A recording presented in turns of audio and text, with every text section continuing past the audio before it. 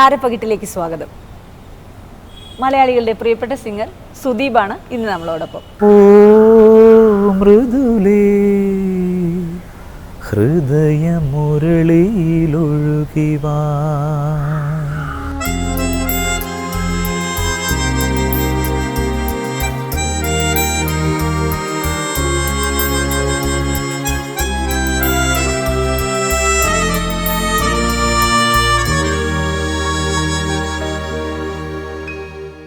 Hello Sudeep. നമസ്കാരം. നമസ്കാരമുണ്ട്. ഇതിനിടയ്ക്ക് എന്നെ കണ്ടപ്പോൾ പറഞ്ഞു ഇന്ന് ഷീ ടാക്സിയുടെ റെക്കോർഡിംഗ് ആയിരുന്നു എന്ന്. അപ്പം ആ പാട്ട് പാടി നമുക്കങ്ങ് തുടങ്ങാം. മെയ് 1 റിലീസ് ചെയ്യുന്ന സിനിമ. ഏറ്റവും പുതിയതായിട്ട് എൻ്റെ വരാൻ പോകുന്ന പാട്ടെന്നുള്ള രീതിയിൽ ശ്രദ്ധിക്കപ്പെടാൻ സാധ്യതയുള്ളൊരു പാട്ടാണ്. പക്ഷേ സുദീപിന് അതൊരു ഭാഗ്യമുണ്ട് കേട്ടോ. ശ്രദ്ധിക്കപ്പെടുക എന്ന് പറഞ്ഞപ്പോൾ സുദീപിന് പാട്ടുകളുടെ നമ്പർ എനിക്കറിയില്ല, എന്നാലും സുദീപ് പാടുന്ന പാട്ടുകളൊക്കെ ശ്രദ്ധിക്കപ്പെടുന്ന പാട്ടുകളാണ്. അത് ഭാഗ്യം എന്ന് മാത്രമേ പറയാൻ പറ്റുള്ളൂ, അല്ലാതെ വേറെ ഒന്നും പറയാൻ പറ്റില്ല. അത് ഡ്യുവറ്റ് സോങ് ആണ്. അഖില ആനന്ദ് എൻ്റെ കൂടെ പാടിയിട്ടുള്ള പാട്ടാണ്. ബിജിബാലാണ് മ്യൂസിക്, രാജീവ് ആലെങ്കിൽ എഴുതിയ പാട്ടാണ്. കരിങ്കള്ളിക്കുയിലേ തിരഞ്ഞു നിൻ കൂട് കുടമുല്ലപ്പടവിൽ അലയുമേ കാറ്റ് പൊന്നീറൻ കുഴലിൽ ഒഴുകുമിളം കാറ്റ് അങ്ങനെ തുടങ്ങുന്നൊരു പാട്ടാണ്. അതും തനക്ക് തും തും തും താന അങ്ങനെ ഒരു ഗ്രൂവ് ഉണ്ട് അതിൽ ഫുൾ ടൈം. വളരെ ലേറ്റസ്റ്റ് ആയി പാടിയത്. ഇവിടെ നമ്മളൊന്ന് പുറകോട്ട് പോകണമെങ്കിൽ ഫസ്റ്റ് റെക്കോർഡിംഗ് എങ്ങനെ ഉണ്ടായിരുന്നു സുദീപ്? ഫസ്റ്റ് ഫിലിം റെക്കോർഡിംഗ് എന്ന് പറഞ്ഞത് ശരിക്കും കൈതപ്രസാദ് സാറിൻ്റെ മ്യൂസിക്കിലും രചനയിലും ഒരു പാട്ടാണ് സിനിമ പാട്ടെന്നുള്ള രീതിയിൽ ഞാൻ ആദ്യം പാടുന്നത്. അത് താലോലം അല്ല, അത് അതിനു മുമ്പ് താലോലം എന്ന് പറഞ്ഞ സിനിമയിൽ ആ സിനിമയിൽ ആ പാട്ട് ഉണ്ടായിരുന്നില്ല. പക്ഷെ എനിക്ക് സുദീപിന്റെ ആദ്യത്തെ പാട്ടെന്ന് മനസ്സിൽ രജിസ്റ്റർ ചെയ്തിരിക്കുന്ന ഊമപ്പെണ്ണ് അതാണ്. അതിലേക്ക് ഞാൻ വരികയാണ്. അത് വെച്ചാൽ താലോലത്തിന് വേണ്ടിയിട്ട് റെക്കോർഡ് ചെയ്യുന്ന സമയത്ത് ജോണി സാഗരിയാണ് ഓഡിയോ ഇറക്കിയത്. അപ്പോൾ ജോണി ചേട്ടനാണ് ചാൻസ് എന്നിട്ട് പറയുന്നു ഇത് സിനിമയിൽ ഉണ്ടാവില്ല, പക്ഷെ നിങ്ങൾക്ക് ഓഡിയോയിൽ മാത്രമേ ഉണ്ടാവുള്ളൂ എന്ന് പറഞ്ഞാൽ റിപ്പീറ്റ് സോങ് എന്നുള്ള രീതിയിൽ സുജാത ചേച്ചി പാടിയ ഒരു പാട്ട്, ഫീമെയിൽ വോയിസ്, അത് മെയിൽ. അപ്പോൾ ഞാനത് കേട്ടിട്ട് പഠിച്ച് കൈതപ്രസാദിൻ്റെ വീട്ടിൽ പോയി ആ പാട്ട് പഠിച്ച് ഇതിൻ്റെ കാസറ്റ്, അന്ന് കാസറ്റാണ്, അത് കാസറ്റ് വാങ്ങിച്ചുകൊണ്ട് പോയിട്ട് പഠിച്ച് പോയി പാടി. പക്ഷെ അത് ഓഡിയോയിൽ മാത്രമാണ്. അപ്പം ആദ്യത്തെ എൻ്റെ മനസ്സിൽ സിനിമ റെക്കോർഡിംഗ് എന്ന് പറയുന്നത് താലോലം എന്ന് പറയുന്ന സിനിമയുടെ റെക്കോർഡിംഗ് അത് 98-ലാണ്. അത് കഴിഞ്ഞ് 2-3 വർഷം കഴിഞ്ഞിട്ടാണ് ശരിക്കും ഒരു സിനിമയിൽ ശരിക്കും. അതിനിടയ്ക്ക് പല സിനിമകളുടെ ഇതുപോലെ സിനിമയിൽ വരാത്ത പല പാട്ടുകളും ഞാൻ പാടിയിട്ടുണ്ട്. സിനിമയിൽ വരുമെന്ന് പ്രതീക്ഷിച്ച് പാടിയ പല പാട്ടുകളും ഷൂട്ട് ചെയ്യപ്പെടാതെ പോയി. ചിലത് സിനിമയിൽ ഇല്ല എന്നറിഞ്ഞുകൊണ്ട് തന്നെ ഓഡിയോയ്ക്ക് വേണ്ടി പാടി പാട്ട്. അങ്ങനെ പാടുമ്പോൾ ശരിക്കും ഒരു വിഷമം തോന്നും.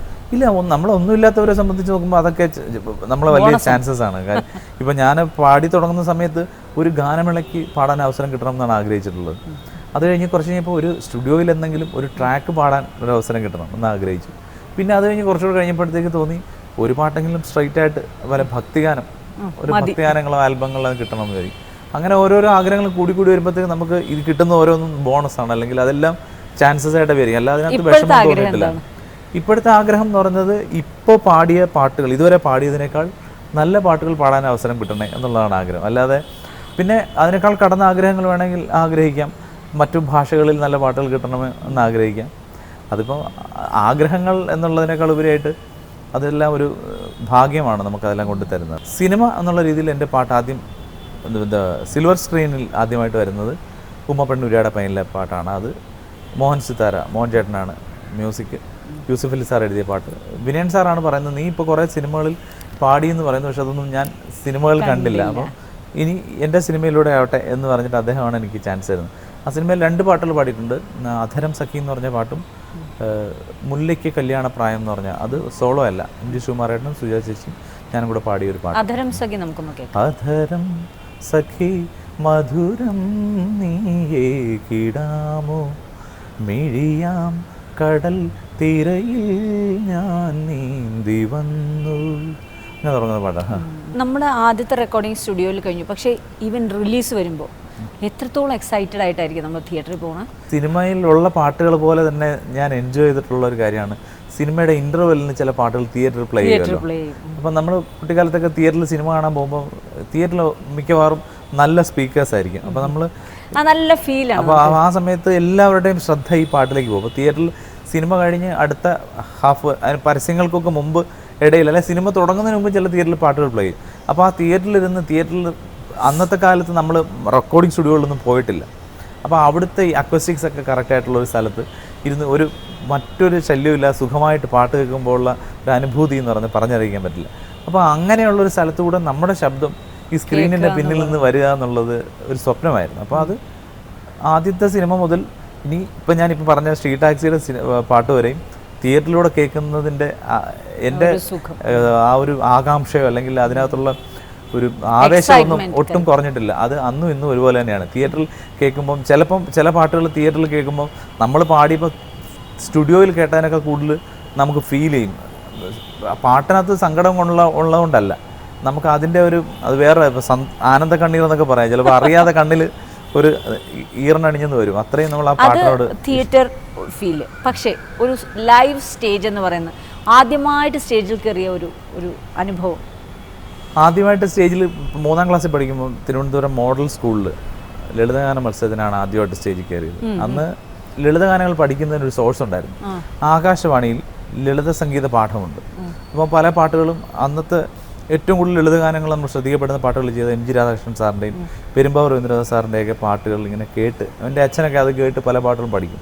എന്നിട്ട് അച്ഛനാണ് എനിക്കൊരു പാട്ട്, എം ജി രാധാകൃഷ്ണൻ സാറിൻ്റെ ഒരു പാട്ട്, ശാരദേന്ദു മയൂഖമാലകൾ പൂച്ചൊരിഞ്ഞൊരി സന്ധ്യയിൽ എന്നൊരു പാട്ട്. ആ പാട്ട് ഇതുപോലെ ലളിത സംഗീത പാഠത്തിൽ കേട്ട് പഠിച്ചതാണ്. എന്നിട്ട് അതെനിക്ക് പഠിപ്പിച്ചായിരുന്നു. ഞാൻ സ്കൂളിൽ പോയിട്ട് ഒരു വിധത്തിൽ പാടി. അപ്പോൾ എനിക്കന്ന് ഒരു ഇത് പറ്റിയെന്ന് വെച്ചാൽ പേര് വിളിച്ച സമയത്ത് ഞാൻ ഓടി. അപ്പോൾ അവിടെ ഒരു സ്കൂളിൻ്റെ അവിടുത്തെ ഒരു മരത്തിൻ്റെ പേരിൽ തട്ടി വീണു, കരഞ്ഞു. കൊച്ചുകുട്ടിയാണല്ലോ. അപ്പോൾ എല്ലാവരും കൂടെ എടുത്ത് സമാധാനിപ്പിച്ചു. അപ്പം പറഞ്ഞാൽ അടുത്ത് വിളിക്കേണ്ട, കുറച്ച് ഒരാളിവിടെ പാടിയിട്ട് വിളിച്ചാൽ മതി. അങ്ങനെ വലിയ റെസ്ട്രിക്ഷൻസ് ഒന്നും ഇല്ല. LP സ്കൂളിലെ ഒരു കോമ്പറ്റീഷൻ. അങ്ങനെ രണ്ടാമത് വിളിച്ച് പോയി പാടി. അപ്പോൾ ഇതിൻ്റെ ഒരു ഹാങ് ഓവർ അവിടെ കിടന്നു. അപ്പോൾ അതുകൊണ്ട് പൂർണ്ണമായിട്ടും നന്നായിട്ട് പാടിയെന്ന് പറയാൻ പറ്റില്ല. അന്നത്തെ ഒരു പരിമിതിയിൽ വെച്ച് എങ്ങനെയൊക്കെ ഒപ്പിച്ചു. അധികം നന്നായിട്ട് പാടുന്നവരില്ലായിരുന്നു തോന്നുന്നു. എന്തോ സെക്കൻഡ് പ്രൈസ് കിട്ടി. അതിൻ്റെ ഒരു സ്റ്റോറി ബുക്കും ഒരു ചെറിയൊരു പ്ലാസ്റ്റിക്കിൻ്റെ ഒരു ബോക്സും കൂടെ അത് ഈ അടുത്ത കാലം വരെ വീട്ടിലുണ്ടായിരുന്നു. ഇപ്പോൾ ഉണ്ടോ എന്ന് എനിക്കറിയില്ല. അത് വളരെ വർഷങ്ങളോളം വളരെ ആദ്യം കിട്ടിയ സമ്മാനം എന്നുള്ള രീതിയിൽ സൂക്ഷിച്ചു വെച്ചിട്ടുണ്ട്. ഈ ശാരദേന്ദു മയൂഖമാല. പിന്നീട് വീണ്ടും ഇതുപോലെ സ്കൂളിലെ സ്റ്റേജസ് ആണ് നമ്മളെ പിന്നെ സ്കൂളിലെ സ്റ്റേജുള്ള പാട്ടുകളൊക്കെ പാടാനുള്ള. പക്ഷെ ഭയങ്കര പേടിയായിരുന്നു. സഭാകമ്പം എന്ന് പറയുന്നത് നിയന്ത്രിക്കാനാവാത്ത സഭാകമ്പമായിരുന്നു. നമ്മൾ സ്റ്റേജിൽ പോയി നേരെ നിൽക്കുന്നുണ്ടെങ്കിലും മനസ്സിങ്ങനെ പിടച്ചുകൊണ്ടിരിക്കും. മൈക്ക് അന്നൊക്കെ സ്റ്റാൻഡിൽ വെച്ച് പാടുന്നതുകൊണ്ട് ആളുകൾ അറിയുന്നുണ്ടാവില്ല. മൈക്ക് കയ്യിൽ നിന്ന് കഴിഞ്ഞാൽ വിവരം അറിയും. അത്രയും ഇങ്ങനെ വിറച്ചിട്ടാണ് പാടിയിട്ടുള്ളത്. അപ്പോൾ എനിക്ക് 5ാം ക്ലാസ് പഠിക്കുന്ന സമയത്ത് ഒരിക്കൽ സ്കൂളിലെ ലളിതഗാന മത്സരത്തിൽ ഞാൻ മാമാങ്കം പലകുറി കൊണ്ടാടിയെന്ന് പാട്ടൊക്കെ ഇറങ്ങി ഹിറ്റായൊരു സമയത്താണ്. അത് പാടിയപ്പോൾ എനിക്ക് തോന്നും അതിനകത്ത് അമ്പേന്തി വില്ലേന്തി വാളേന്തിയോ അങ്ങനെ ഒരു ഭാഗം ഉണ്ടല്ലോ. അപ്പോൾ എനിക്ക് തോന്നുന്നു ഇപ്പം ഞാനിപ്പോൾ പാടിയതിൻ്റെ ഒരു ഇരട്ടിയോ അല്ലെങ്കിൽ 4 ഇരട്ടിയോ സ്പീഡിൽ ആ സംഗതി വന്നിട്ടുണ്ട്. കാര്യം അത്രയും പേടിയുണ്ട്, ടെൻഷൻ വിറച്ച് വന്നിട്ടുണ്ട്. അപ്പോൾ അന്നൊക്കെ അത്രയും പേടിയുണ്ടായിരുന്നു. പിന്നീട് ഒരുപാട് കാലത്തിന് ശേഷമാണ് സ്റ്റേജിൽ കയറി നിൽക്കുന്ന ഒരു ഭയം എനിക്ക് കുറഞ്ഞത്.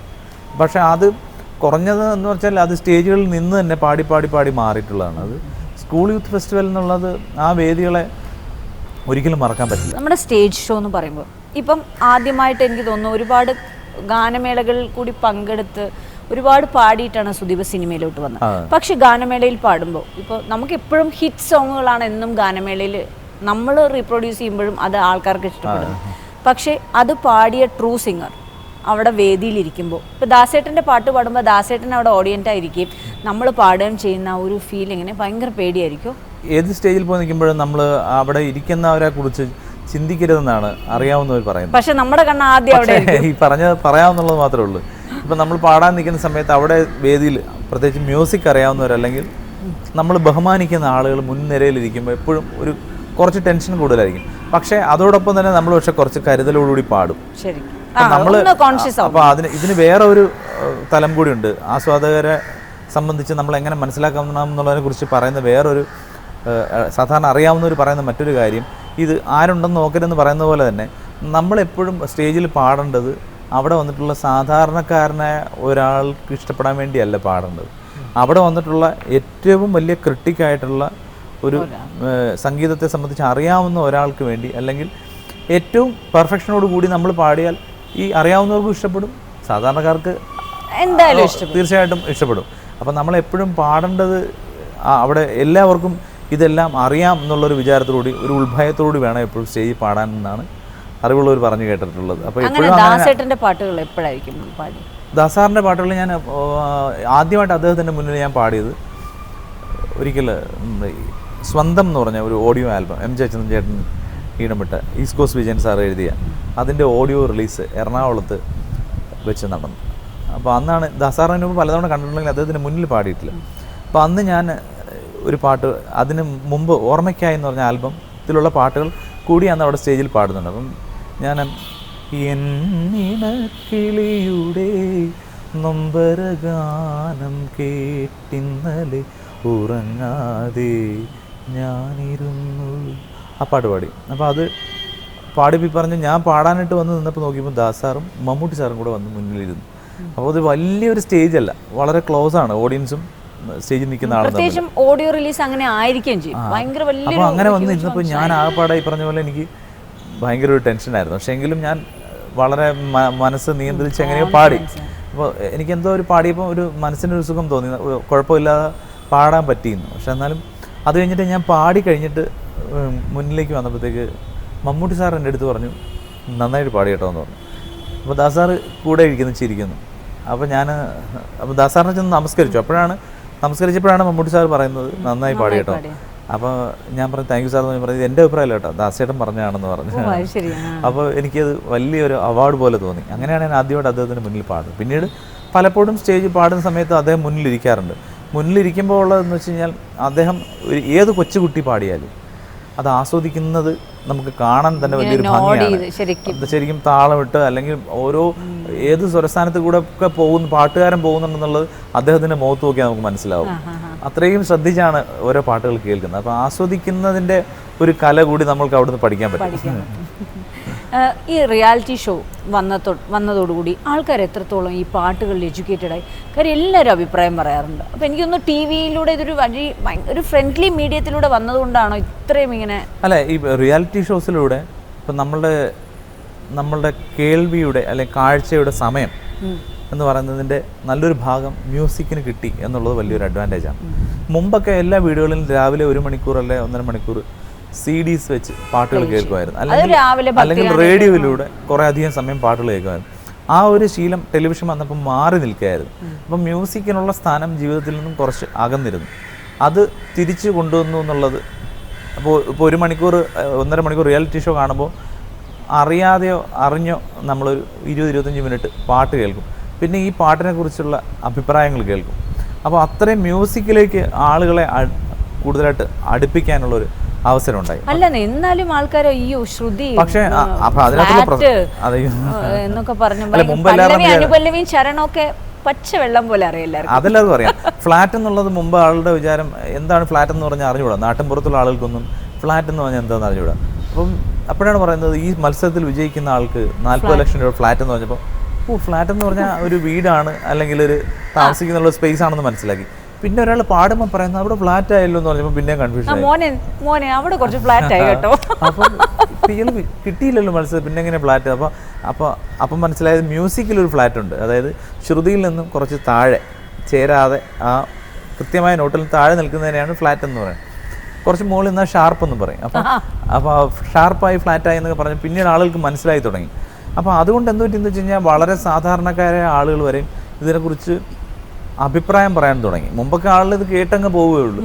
പിന്നെ ഇപ്പം നമ്മൾ ഗാനമേളയൊക്കെ പോകുമ്പോഴത്തേക്ക് ഞാൻ പറയാം, ഇപ്പോൾ ഒരു ഗാനമേള നടക്കും, ഒരു ലൈവ് ഷോ നടക്കുമ്പോൾ ചിലപ്പോൾ നമ്മളൊക്കെ ഇവിടെ ഇരിക്കും, അപ്പുറത്തുള്ളവരങ്ങ് ഭയങ്കര വലിയ അഭിപ്രായം പറയും. നമ്മൾ നോക്കുമ്പോൾ എന്നാൽ സംഗീതമായിട്ടൊന്നും വലിയ അടുപ്പമില്ലാത്ത ആൾക്കാർ. അങ്ങനെ ഒരു ദിവസം ഞാൻ തന്നെ ഒരു പ്രോഗ്രാം കഴിഞ്ഞപ്പോൾ ഒരാൾ എൻ്റെ അടുത്ത് വന്നിട്ട് പറഞ്ഞു, സുദീപ് നിങ്ങൾ ഇന്ന് പാടിയപ്പോൾ ആ പാട്ടിൻ്റെ ചരണം കഴിഞ്ഞ് പലവിലേക്ക് കയറിയപ്പോൾ അല്പം ഫ്ലാറ്റായോ എന്നൊരു സംശയം. അപ്പോൾ എനിക്കത് ശരിക്കും പറഞ്ഞാൽ അന്നേരം അത് പറഞ്ഞപ്പോൾ എനിക്ക് ദേഷ്യം വന്നു. കാര്യം അങ്ങനെ ലൈവ് ഷോയെ നമുക്ക് അങ്ങനെ ഒരിക്കലും പറയാൻ പറ്റില്ല. ഇപ്പം നമ്മളൊരു കോമ്പറ്റീഷൻ ആണെങ്കിൽ തീർച്ചയായിട്ടും അവർ ആ ഒരു പാട്ട് മതി. ഇപ്പം നമ്മളിപ്പോൾ ചിലപ്പം ലൈവ് ഷോയിലെന്ന് പറഞ്ഞാൽ നമ്മൾ പ്രിപ്പയർ ചെയ്യാത്ത പാട്ടിലൂടെ പാടേണ്ടി വരും. ഓഡിയൻസിൻ്റെ ഇഷ്ടത്തിനനുസരിച്ച് നമ്മൾ പാടും. ഇപ്പം ഞാൻ അന്ന് പാടിയെന്ന് പറഞ്ഞാൽ ഒരിക്കലും ഞാൻ മുമ്പ് പാടിയിട്ടില്ലാത്തൊരു പാട്ട് ഓഡിയൻസ് ചോദിച്ചനുസരിച്ചിട്ട് ഞാൻ റിഹേഴ്സ് ചെയ്യാത്തൊരു പാട്ട് ജസ്റ്റ് പാടിയതാണ്. അപ്പോൾ അതിനകത്ത് പാകപ്പിഴകളുണ്ട്, ഇല്ലെന്നല്ല. പക്ഷേ അതിനെ എടുത്ത് അങ്ങനെ ക്രിട്ടിസൈസ് ചെയ്ത് മാർക്കിട്ട് നമ്മളുടെ അതിൻ്റെ ആവശ്യമുണ്ടെന്ന് തോന്നുന്നില്ല. ആസ്വാദനം എന്ന് പറയുന്നത് അതിനൊക്കെ കുറച്ചുകൂടെ ഉയർന്ന തലത്തിലുള്ളൊരു കാര്യം. അല്ലാതെ ഈ കീറി മുറിച്ച് നമ്മളിപ്പോൾ ഒരു മത്സരത്തിന് മാർക്കിടുന്ന പോലെയല്ല നമ്മളൊരു പാട്ട് കേൾക്കാണ്ടിരിക്കുന്നത്. അതിൻ്റെ മൊത്തത്തിലുള്ള സൗന്ദര്യം അല്ലെങ്കിൽ പാടിയുള്ള വികാരം അതൊക്കെയല്ലേ നമ്മൾ ആസ്വദിക്കുന്നത്. അപ്പോൾ അങ്ങനെ പറഞ്ഞപ്പോഴത്തേക്ക് ഞാൻ പറഞ്ഞു അവിടെ മാത്രമേ മനസ്സിലായുള്ളല്ലേ എന്ന് ചോദിച്ചു തിരിച്ച്. കാര്യം വേറെ പല സ്ഥലങ്ങളിലും അങ്ങനെയൊക്കെ ഉണ്ടായിരുന്നു, ചേട്ടന് മനസ്സിലായില്ലല്ലേ എന്ന് തിരിച്ച് ചോദിക്കേണ്ടി വന്നു.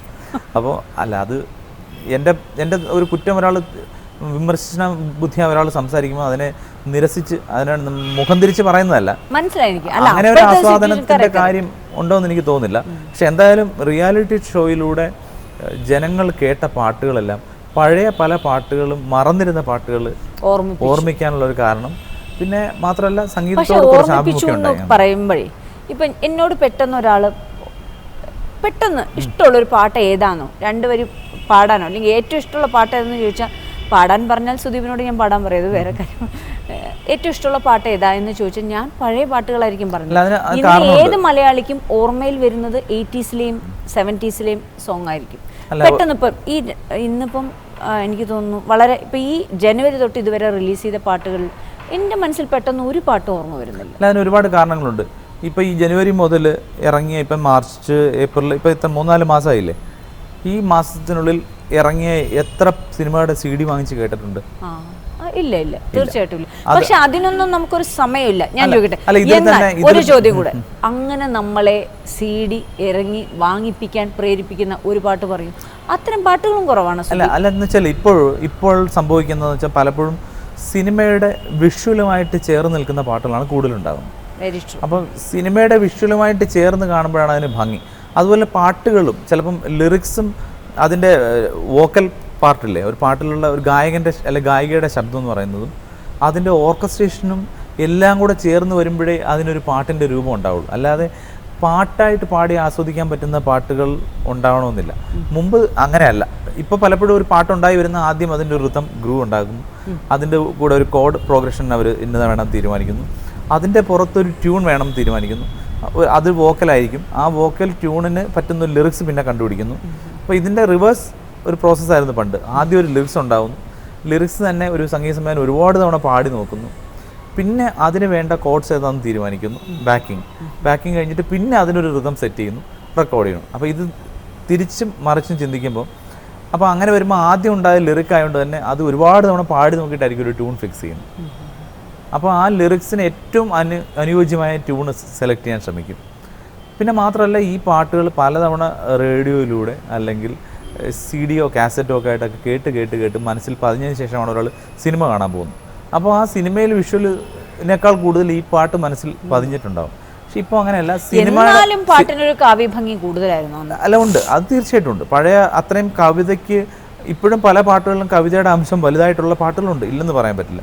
പക്ഷേ അങ്ങനെയുള്ള പാട്ടുകൾക്കുള്ള സിറ്റുവേഷൻ കുറവാണ്. അതുകൊണ്ടാണ് ഇപ്പം പണ്ടപ്പോൾ അങ്ങനെയുള്ള പാട്ടുകൾ ഉണ്ടായി വന്ന സമയത്ത് ഇതെല്ലാം വീണ്ടും ആളുകൾ പാടി പതിഞ്ഞു, മനസ്സിൽ പതിഞ്ഞു.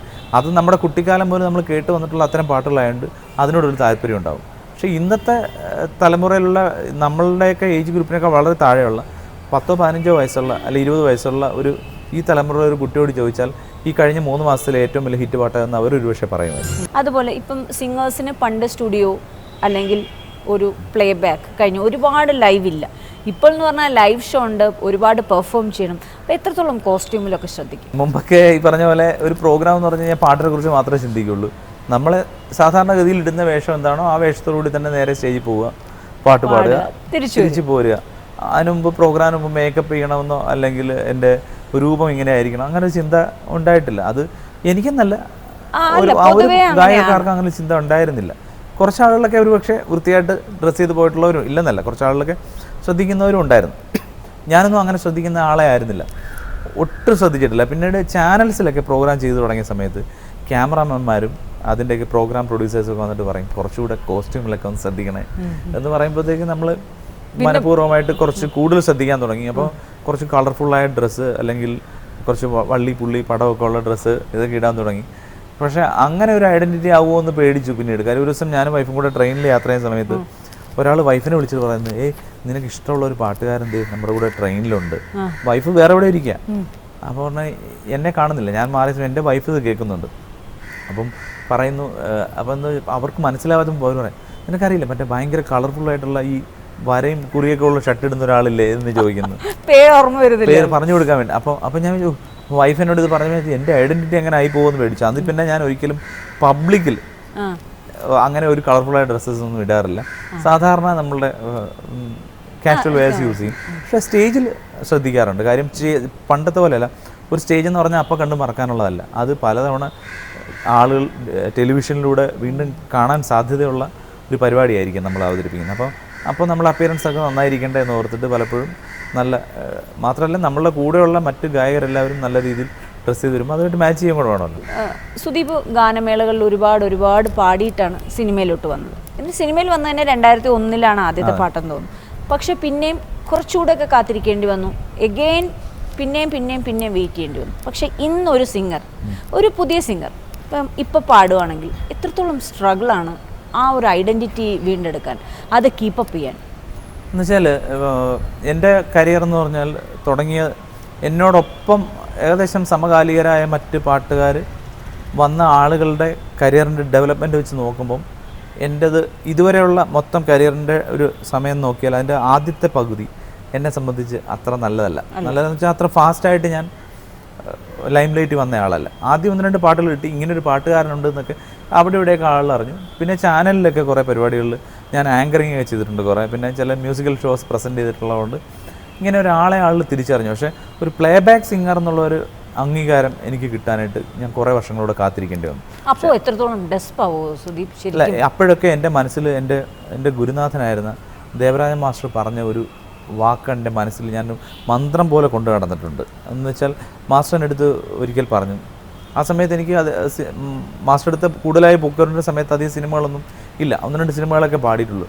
മാസ്റ്റർക്ക് ആഗ്രഹം ഉണ്ടായിരുന്നു. മാസ്റ്റർ തന്നെ പല ആളുകളോടും, സംഗീതം ജോൺസൺ മാസ്റ്റർ ഉൾപ്പെടെയുള്ള ആളുകളോട് പറഞ്ഞിട്ടുണ്ട് എന്നെക്കുറിച്ചിട്ട്. അപ്പോൾ എൻ്റെ അടുത്ത് പറഞ്ഞു, നീ എത്ര കണ്ട് കഷ്ടപ്പെട്ട് ആരുടെയും പുറകെ നടന്നാലും നിനക്ക് ചാൻസസ് ഒന്നും കിട്ടണമെന്നില്ല. അതുപോലെ തന്നെ നീ അങ്ങനെ കണ്ടെന്ന് അലഞ്ഞില്ലെങ്കിലും നീ നന്നായിട്ട് ഉള്ളൊരു പാട്ടുകാരനാണെന്നുണ്ടെങ്കിൽ നിനക്ക് ചിലപ്പം ചില പ്രതീക്ഷിക്കാത്ത നല്ല ചാൻസുകൾ കിട്ടിയെന്നും വരാം. പക്ഷേ അതൊക്കെ ഭാഗ്യമാണ്. പക്ഷേ ഭാഗ്യവും കഴിവും പരിശ്രമവും കൂടെ ഒത്തുചേർന്ന് വരുമ്പോഴേ ഒരാൾ അർഹിക്കുന്ന സ്ഥലത്തേക്ക് എത്തുള്ളൂ. അപ്പോൾ ഈ ഭാഗ്യം എന്ന് പറഞ്ഞ കാര്യം എപ്പോൾ വേണേലും നമുക്ക് വരാം. പക്ഷേ വരുന്ന സമയത്ത് ഏറ്റവും നന്നായിട്ട് പെർഫോം ചെയ്യാൻ വേണ്ടി നീ തയ്യാറായിരിക്കണം. അപ്പോൾ നമ്മളുടെ കയ്യിലുള്ള മ്യൂസിക് കഴിവിനെ ദാസാർ പറയണ പോലെ തേച്ച് മിനുക്കി നമ്മൾ സൂക്ഷിച്ച് വയ്ക്കുക. അപ്പോൾ നല്ലൊരു ചാൻസ് വരുമ്പോൾ നന്നായിട്ട് പാടിയാൽ അതിൽ നിന്ന് അടുത്ത ചാൻസ് ഉണ്ടാവും. അപ്പോൾ അങ്ങനെ ഇരിക്കണം എന്ന് പറഞ്ഞത് മാസ്റ്ററാണ്. അപ്പം ആ സമയത്തൊക്കെ ഞാനിങ്ങനെ ആഗ്രഹിച്ചിട്ടുണ്ട്, പലപ്പോഴും വിഷമം തോന്നിയിട്ടുണ്ട്, ഒരു നല്ല പാട്ട് കിട്ടുന്നില്ലല്ലോ എന്ന്. അത് പിന്നെ വിഷമിച്ചിട്ട് കാര്യമൊന്നുമില്ല. നമ്മളിപ്പോൾ ഓരോ പാട്ട് കേൾക്കുമ്പോഴും അതാരെങ്കിലും അത് അർഹിക്കുന്ന ആളുകൾ തന്നെ ആയിരിക്കും പാടിയിട്ടുള്ളത്.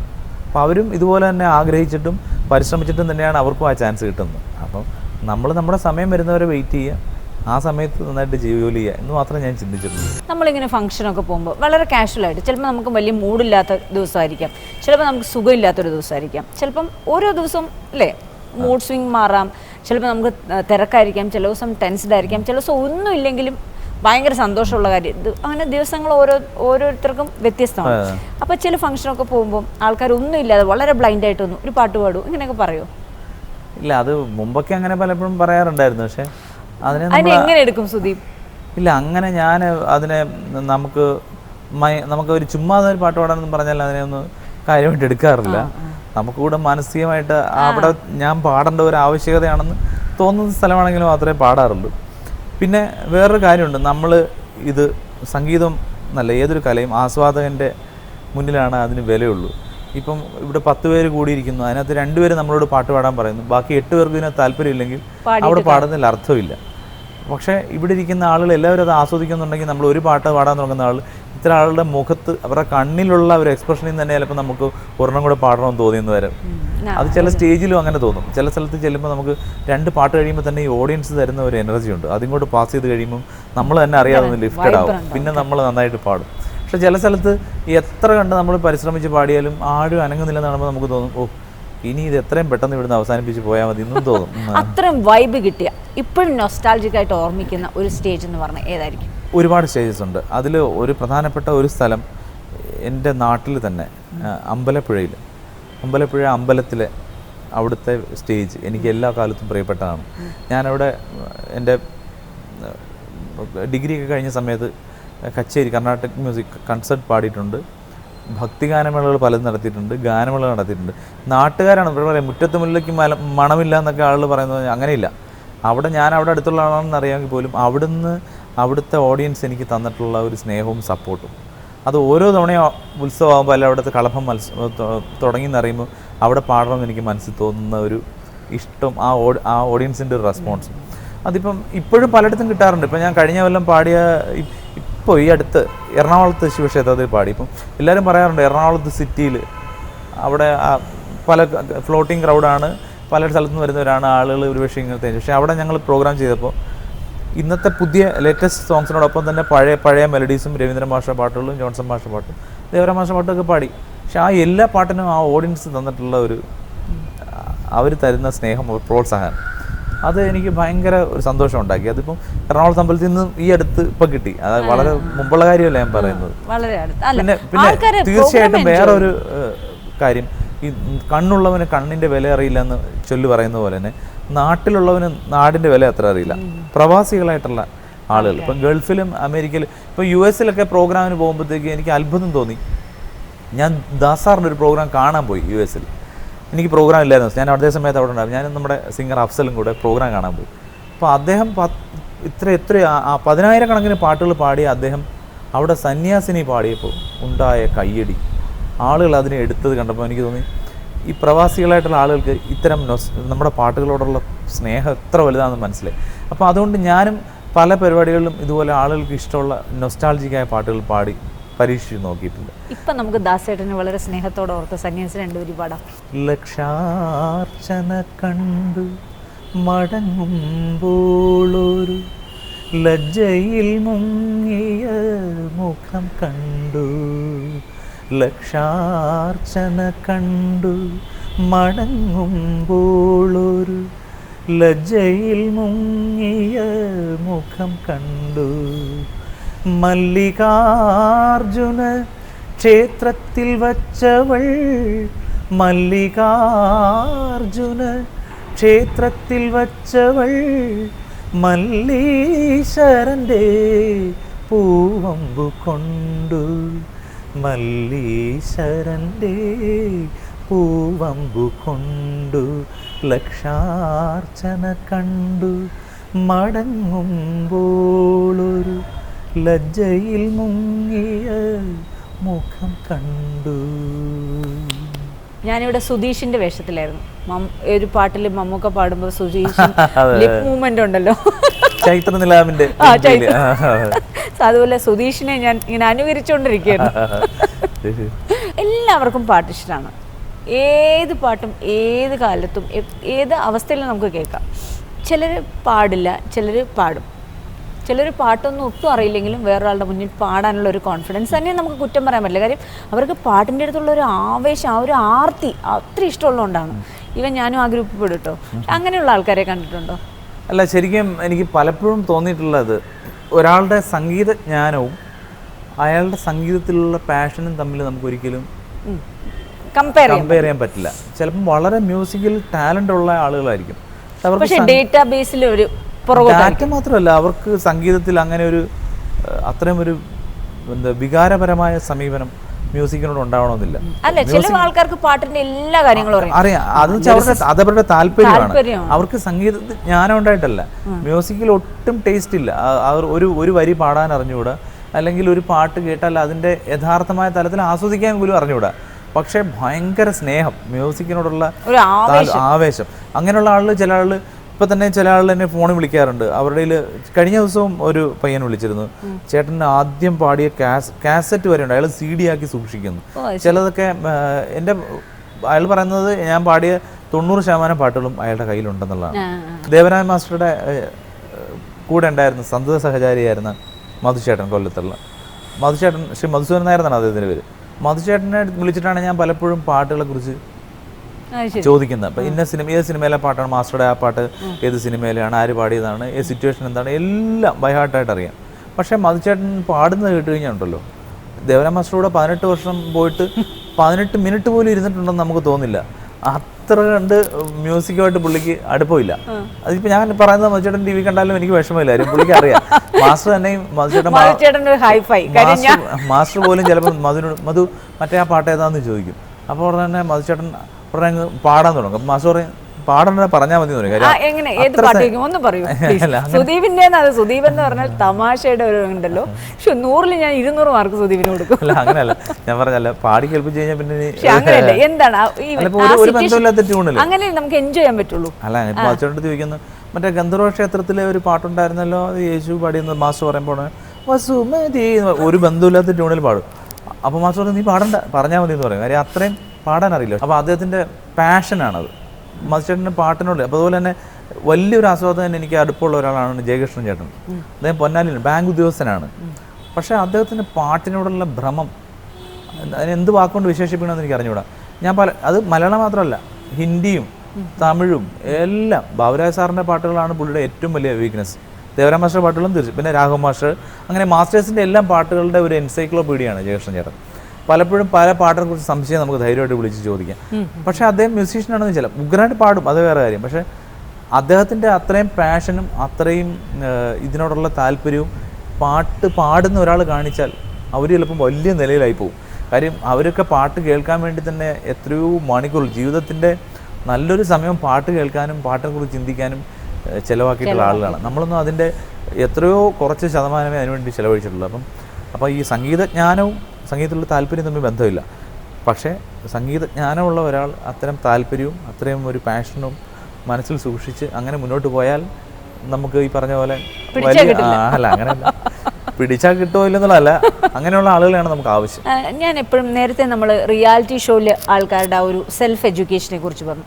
അതുപോലെ തന്നെയാണ് എനിക്ക് തോന്നുന്നു റിയാലിറ്റി ഷോ നമ്മൾ കാണുകയാണ്, ബട്ട് റെക്കോർഡിംഗ് എന്ന് പറഞ്ഞപ്പോൾ സിനിമയെക്കുറിച്ച് അറിയുന്നവർക്കും സിനിമയായിട്ട് അടുത്ത് നിൽക്കുന്നവർക്കും മാത്രമേ റെക്കോർഡിങ്ങിനെ കുറിച്ച് കറക്റ്റായിട്ട് അറിയുള്ളൂ. ഇപ്പോൾ തന്നെ ശ്രേയ ഘോഷാലൂത്താണ് മധുരം ഗായതി മീര, അതുപോലെ തന്നെ എന്തടി എന്തടി ചിത്ര ചേച്ചിയായിട്ടാണ് ഡ്യുവറ്റ്.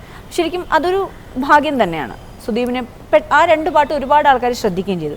പക്ഷെ ആൾക്കാർക്ക് അത് എത്രത്തോളം എഡ്യൂക്കേറ്റഡ് ആണ്? അതായത് ആൾക്കാരുടെ വിചാരം സുദീപ് പാടുമ്പോൾ ഇപ്പുറത്ത് ശ്രേയ ഇപ്പുറത്തും, അങ്ങനെയാണോ? അല്ല, ഇപ്പോഴും വളരെ എഡ്യൂക്കേറ്റഡ് ആയിട്ടുള്ള നമ്മൾ ഇതിങ്ങനെയുള്ള കാര്യങ്ങളൊക്കെ സാധാരണ ആളുകൾക്ക് വരെ അറിയാമല്ലോ എന്ന് നമ്മൾ ചിന്തിക്കുന്ന കാലത്ത് വളരെ നമ്മൾ വിചാരിക്കും ഇവർക്കൊക്കെ അത്രയും വലിയ ആളല്ലേ എന്ന് ചിന്തിക്കുന്ന ആളുകൾ പോലും എയർപോർട്ടിൽ വെച്ചിട്ടൊക്കെ കാണുമ്പം എങ്ങോട്ട് പോകുന്നു, ചെന്നൈയിൽ പോകുന്നു, എന്താണ് പരിപാടി, റെക്കോർഡിംഗ് ഉണ്ട് സിനിമയുടെ, ഓക്കെ അപ്പോൾ ഓർക്കസ്ട്രയൊക്കെ അവിടെ നിന്നായിരിക്കുമല്ലേ എന്ന് ചോദിക്കാം. അപ്പം അതെ എന്ന് പറയുമ്പോഴത്തേക്ക് എപ്പോഴാണ് റെക്കോർഡിങ്? അപ്പം റെക്കോർഡിങ് ഇപ്പോൾ ഇന്ന് വൈകുന്നേരം ആയിരിക്കും.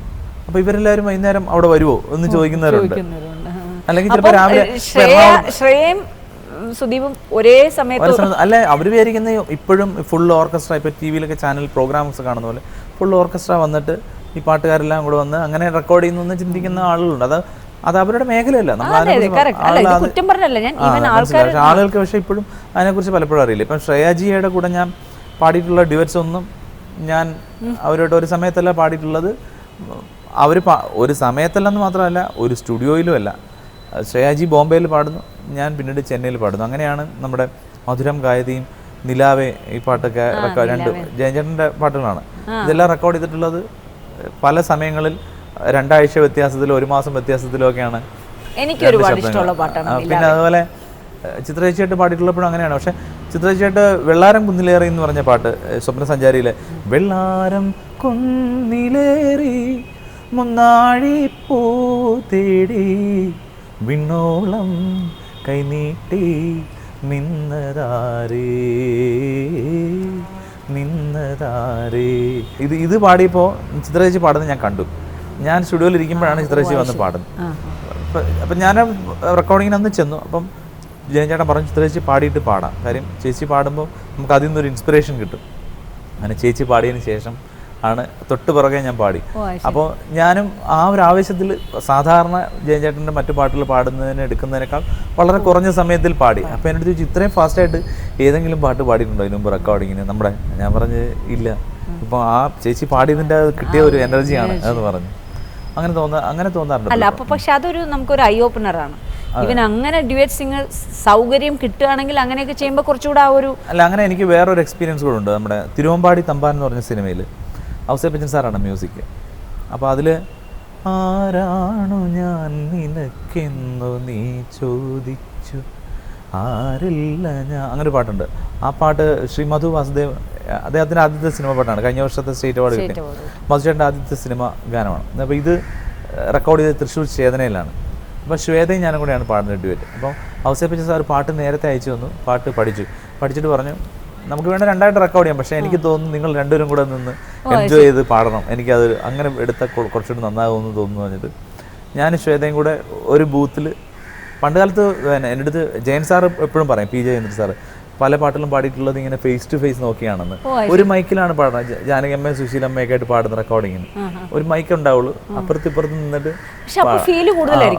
പക്ഷെ ഞങ്ങൾക്കൊന്നും ആ ഭാഗ്യമില്ല. പക്ഷെ ശ്വേത ഞാനും കൂടെ ഒരു വോയിസ് ബൂത്തിൽ 2 മൈക്ക് വെച്ചിട്ട് അപ്പുറത്ത് നിന്നിട്ട്, അത് ഒരാളുടെ മൊത്തം പാടി കഴിഞ്ഞിട്ടല്ല, 2 പേരും ഞാൻ പാടുന്നു, അത് കേട്ടിട്ട് അതിൻ്റെ തുടർച്ച ശ്വേത പാടുന്നു, തിരിച്ച് അങ്ങനെ ഞങ്ങൾ എൻജോയ് ചെയ്ത് പരസ്പരം സിംഗിങ് എൻജോയ് ചെയ്ത് പാടിയ ഒരു പാട്ടാണ്. എൻ്റെ അനുഭവത്തിൽ സിനിമാ പാട്ട് ഒരെണ്ണം മാത്രമേ അങ്ങനെ റെക്കോർഡ് ചെയ്തിട്ടുള്ളൂ.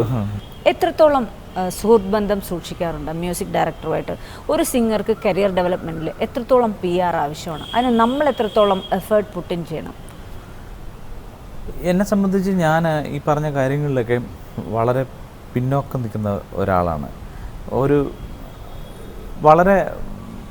പക്ഷേ എന്നെ അടുത്തറിയാവുന്ന നമ്മുടെ സൗഹൃദത്തിലുള്ള മ്യൂസിക് ഡയറക്ടേഴ്സിനൊക്കെ അറിയാം.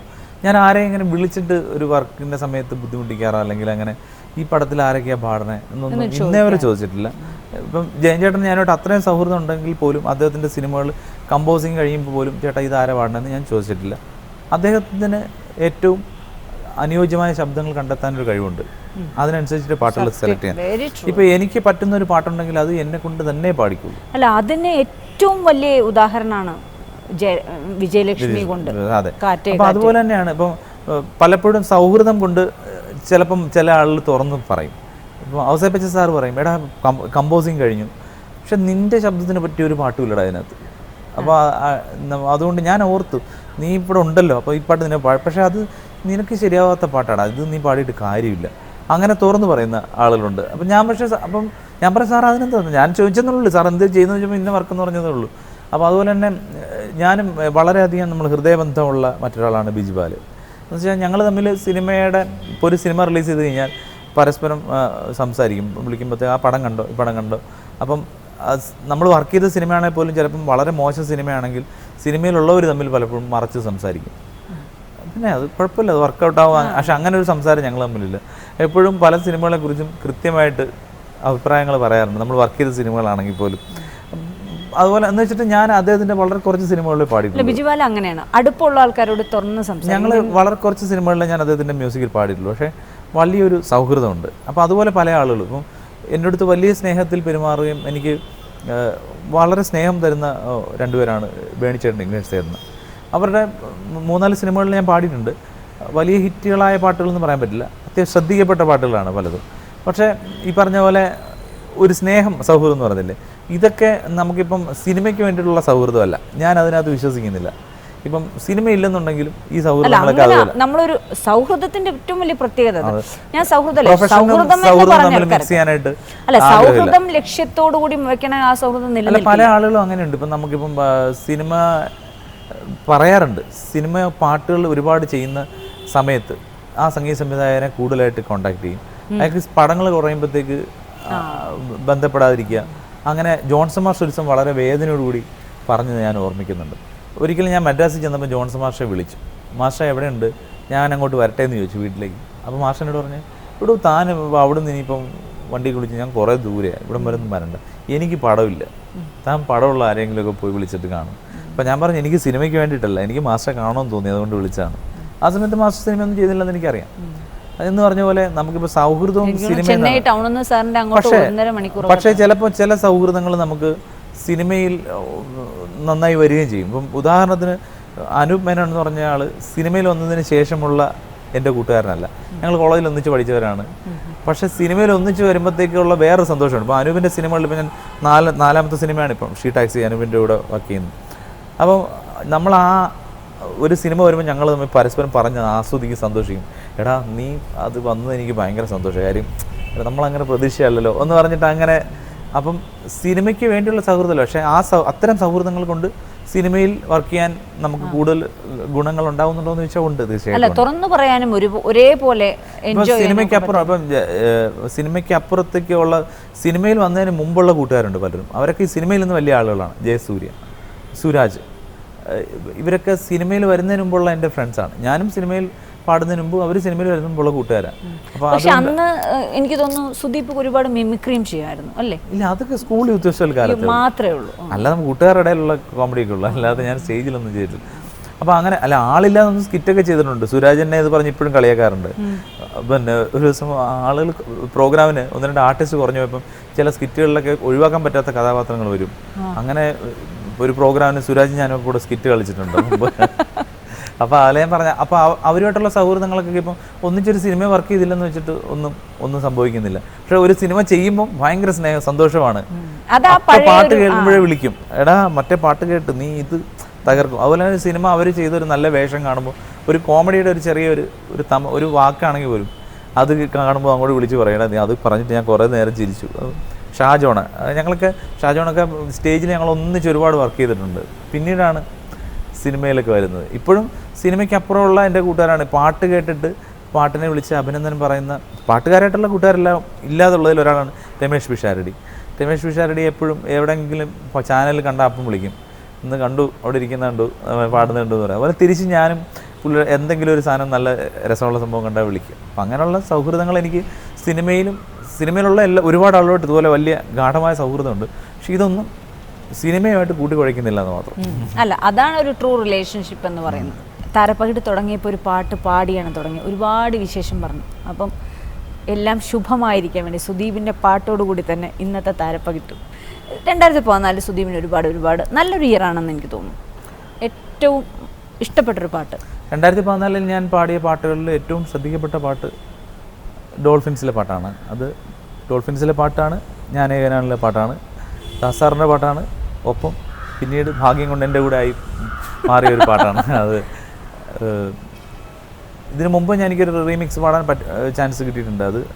അത് ബിജിയാണ് റീമിക്സ് ചെയ്തത്, കണ്ണും. ഇതിപ്പോൾ ജയൻ ചേട്ടനാണ് റീമിക്സ് ചെയ്തത്. ആ പാട്ട് പാടിക്കൊണ്ട് നമുക്ക് ആൾക്കാർക്ക് കുട്ടൻ ചേട്ടൻ എന്ന് ഞാൻ പറയുന്നു, ജയൻ ചേട്ടൻ എന്ന് പറയും. രണ്ടും പ്രശസ്ത മ്യൂസിക് ഡയറക്ടർ M ജയചന്ദ്രനാണ്. മൃദുലേ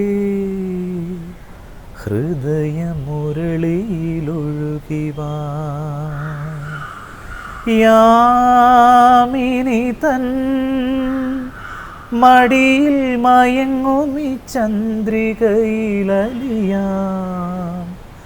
മനസ്സുമായി ചേർന്നിടാം യാമിനി തൻ മടിയിൽ മയങ്ങുമി ചന്ദ്രികയിലലിയാം മനസ്സുമായി ചേർന്നിടാം ഓ മൃദുലേ ഹൃദയ മുരളിയിലൊഴുകിവാ. ഇതെവിടെയാണ് നമ്മൾ അറിയാതെ എത്ര ഹിറ്റായി എത്ര നല്ല പാട്ടെന്ന് പറഞ്ഞാലും ഓ മൃദുലയും ചിലപ്പോൾ പഴയ പാട്ട് മലയാളികൾ ഒരുപാട് മനസ്സിൽ സൂക്ഷിക്കുന്ന പാട്ടായതുകൊണ്ടായിരിക്കാം. അതെ, പലപ്പോഴും പാട്ടുകൾക്ക് ജനങ്ങളുടെ ഹൃദയത്തിൽ സ്ഥാനം ഉണ്ടാക്കി കൊടുക്കുന്നതിന് ടെക്നിക്കൊന്നുമില്ല. അത് ആ പാട്ടിൻ്റെ ഗുണം, അതിൻ്റെ നിലവാരം തന്നെയാണ് അതിനകത്തുള്ള കാരണം എന്ന് പറയുന്നത്. അല്ലെങ്കിൽ അത്രയും കാലം ഒരു പാട്ടിന് നിലനിൽക്കാൻ പറ്റില്ല. പാട്ടിൻ്റെ ആത്മാവാണ് ജനങ്ങളുടെ ഹൃദയത്തിലേക്ക് വരുന്നത്. അപ്പോൾ അങ്ങനെയുള്ള പാട്ടുകൾ ഇനിയും ഉണ്ടാവട്ടെ, അതുപോലെ പാട്ട് പാടാൻ ഭാഗ്യം കിട്ടട്ടെ എന്ന് പ്രാർത്ഥിക്കുന്നു. അതിൽ കൂടുതലൊന്നും ചെയ്യാൻ പറ്റുന്നില്ല. Thank you so much Sudeep. വളരെ ഭംഗിയായിട്ട് പോയി. കുറേ കാലത്തിന് ശേഷമാണ് സുദീപിനെ കാണുന്നത്. അതെ, താങ്ക് യു. എനിക്കും കൗമുദി TV-യുടെ പല പരിപാടിയിൽ പങ്കെടുത്തിട്ടുണ്ടെങ്കിലും ജയന്തിയായിട്ട് അല്ലാതെ തന്നെ ഒരു സൗഹൃദം ഉള്ളതുകൊണ്ട് പലപ്പോഴും എനിക്കിതൊരു ഇൻ്റർവ്യൂ ആണെന്ന് മറന്നുപോയി സംസാരിക്കും. പിന്നെ ഒരു ക്യാമറ ഇവിടെ ഉള്ളതുകൊണ്ട് കുറേ ആളുകളിലൂടെ കാണുന്നു എന്ന് മാത്രം ഞാൻ വിചാരിക്കുന്നു. കൗമുദി TV-യുടെ എല്ലാ പ്രിയപ്പെട്ട പ്രേക്ഷകർക്കും താരപ്പകിട്ടിൻ്റെ എല്ലാ വ്യൂവേഴ്സിനും എൻ്റെ ഒരുപാട് കാലമായിട്ടുള്ള നിങ്ങൾ തരുന്ന പ്രോത്സാഹനങ്ങൾക്കുള്ള നന്ദിയും ഈ അവസരത്തിൽ പറഞ്ഞു.